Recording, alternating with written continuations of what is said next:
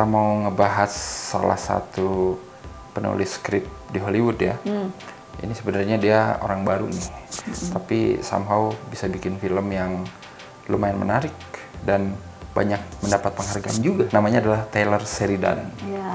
Ya. Mungkin kalau kalian familiar sama nama ini, pasti kalian udah pernah lah nonton film-filmnya ya. Dia itu yang bikin Sicario, salah satu film crime thriller yang oke, yang didirect sama Denis Villeneuve ya. Yes. Sicario 2, tentu saja sequelnya ya. Ada Wind River. Nah benar. Sudah jelas. Itu juga menang penghargaan. Iya. Banyak Aku juga gitu suka ya. sih itu, selain Sicario. Terus ada Hell or High Water. Nah ini film yang bikin dia lumayan namanya makin dikenal sih. Terus sama yang terakhir film dia Those Who Wish Me Dead ya. Itu baru banget ya. Anyway, kalian bisa nonton film-film Taylor Sheridan ini di Catch Play udah ada ya. Ada beberapa ya. Ada beberapa. Ada Sicario Day of Soldado, terus Wind River, sama itu Those Who Wish Me Dead ya. Dan kalian bisa single rental juga di sana gitu ya. Tapi kalau mau enak ya langganan aja sebulan gitu ya, biar bisa ditonton semua gitu ya. Taylor Sheridan itu adalah ya dia tuh selalu bikin film action, crime gitu ya, yang bukan klise tapi ya ngasih sudut pandang yang beda aja gitu ya. Bahkan ada orang bilang kalau Sicario, Wind River, sama Hell or High Water ini termasuk trilogi perbatasan Amerika katanya. Gokil ya. Temanya soalnya sama gitu. Iya, di perbatasan ya. Sicario dua-duanya pula ya? Iya bener. Terus kalau Wind River ngomongin daerah konservasi yang Indian itu loh, ya kan. Kalau High Water juga sama, itu ngomongin peternakan Texas Amerika gitu yang emang bener-bener Amerika banget. Dari film-film dia apalah yang kamu paling suka? Sicario udah jelas lah ya, aku suka. Yes. Sicario 1, kedua oke. Wind River aku juga suka. Dua film Sicario aja bisa beda ya sudut pandangnya gitu ya. Film pertamanya sudut pandangnya dari agen FBI ya. Si Kate ya. Ya, si Kate Mercer ya, yang diperanin sama si Emily Blunt gitu ya. Terus film kedua sudut pandangnya lebih beda lagi gitu. Dari Alejandro sendiri gitu ya, yang jadi Sicario. Bahkan kayak bisa berdiri sendiri tahu, kayak nggak usah nonton film pertama pun. Kamu masih bisa nonton film keduanya gitu ya. Skrip yang ditulis dia gitu ya, di dua Sicario ini sebenarnya punya konsep yang sama sih kata aku gitu. Cuman karena direkturnya beda gitu, jadi pas nonton tuh kayak beda juga sih pendekatannya gitu ya. Film pertama itu kayak lebih misterius gitu lah. Iya. Terus si Alejandro di sini juga sedikit ngomong nggak sih? Kayak lebih misterius, kita nggak tahu dia siapa. Udah dibilang sih dia siapa, cuman maksudnya kayak bener nggak sih gitu. Iya bener. Gitu. Kalau yang kedua tuh dia lebih banyak omong ya, karena dari sudut pandang dia kali. Terus tapi lebih ini care nggak sih? Kalau yang pertama tuh kayak si Kate aja disikat, terus kayak anaknya Cartel itu langsung yang masih kecil disikat. Kalau yang kedua tuh dia kan kasihan cerita. Aku lebih suka yang pertama sih. Tapi kalau kejutan-kejutan aku suka yang kedua. Oh gitu ya? Iya nggak sih? Kalau film Sicario itu kayak ada satu karakter yang dikasih dikit-dikit, ditising dikit-dikit, nanti ada di belakangnya agak banyak gitu. Nah yang di kedua ini juga lebih ada juga kayak kecil gitu. Nih, loh, ternyata dia kaget gitu. Jadi kayak ada subplot yang kayaknya nggak ada hubungannya sama karakter utama gitu ya. Tapi nanti di akhir mereka ketemu. Perbedaan itunya juga aku suka sih, maksudnya kalau di film pertama kan diliatin polisinya ya udah gitu aja, berhubungan langsung dengan kartel pun nggak pernah diliatin gitu ya. Kita cuma tahu dia polisi, punya keluarga, punya anak, dan sampai akhir tuh kita baru tahu, oh jadi dia kerjanya beginian gitu kan.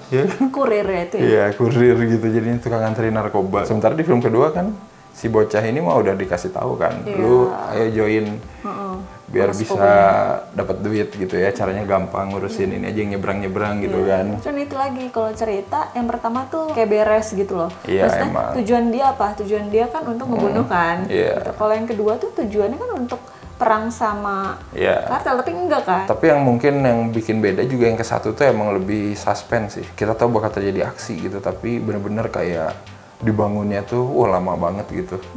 Kayak adegan di perbatasan kan yang pas baru jemput saudaranya kartel, gila kan itu. Lama banget kan, diliatin dulu ada mobil mana, diem dulu. Lu keluar nggak, itu tuh gila lama banget adegan di situ, tapi bener-bener tegang gitu.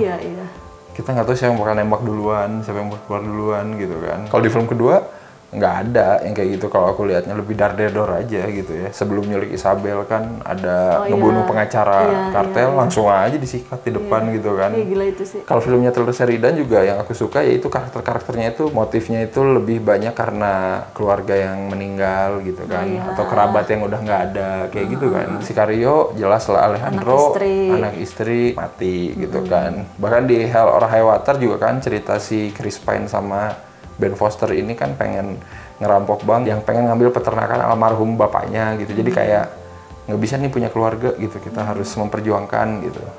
Wind River juga sama, anaknya si Jeremy Renner ya kalau nggak salah ya, yang Indian juga kan, keturunan Indian juga mati gitu. Those Who Wish Me Dead juga sama gitu ya. Jangan lupa John Bernthal. Oh iya, itu juga persamaan yang menarik ya kalau dipikir-pikir ya. John Bernthal selalu main di film-film dia gitu. Walaupun bukan pemeran utama terus ya. So, jadi supporting tapi memorable sih. Iya, kayak di Sicario gitu ya.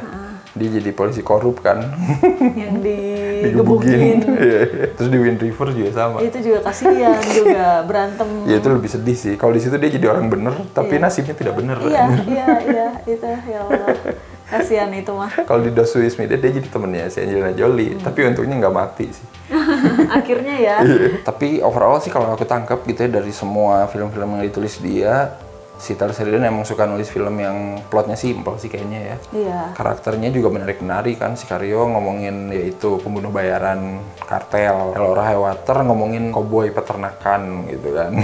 Wind River ngomongin penjaga alam ya, polisi penjaga, ya itu aja penjaga lingkungan, pokoknya gitulah, polisi penjaga lingkungan gitu kan. Terus Those Who Wish Me Dead ngomongin itu kan, pemadam kebakaran kan, jadi kayak pemadam hutan tapi kebakaran hutan ya tapi. Iya kebakaran hutan, khusus hutan, penjaga hutan gitulah. Kalau kalian penasaran, silakan nonton ya film-film doi yang dia tulis ya. Dia ngedirect anyway cuman 2 sih kalau aku tahu, yang Wind River itu sama Those Who Wish Me Dead. Dan kalau kalian menonton film-film dia udah banyak juga di layanan streaming.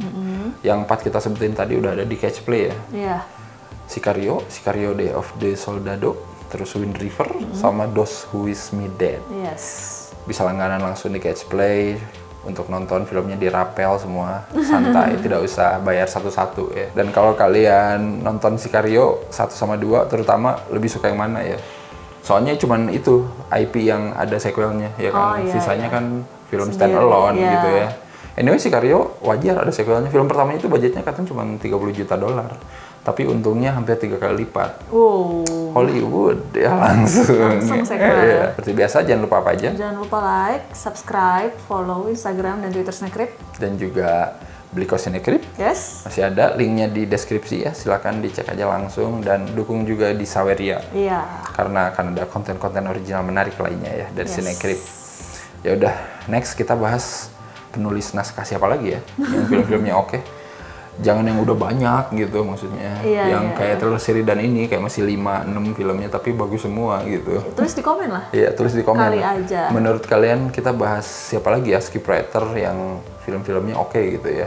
Tapi jangan yang scriptwriter yang udah veteran gitu. Yang kayak dia, Taylor Sheridan ini kayak baru umur 40 dia baru mulai nulis. Iya. Anak baru cuy sebenarnya. Iya. Dan ya udah kalau udah nanti kita lihat-lihat ya dan mungkin kita bisa bahas di episode-episode selanjutnya. Iya. Oke, kalau gitu sampai ketemu lagi di video-video selanjutnya. Bye bye. Bye bye.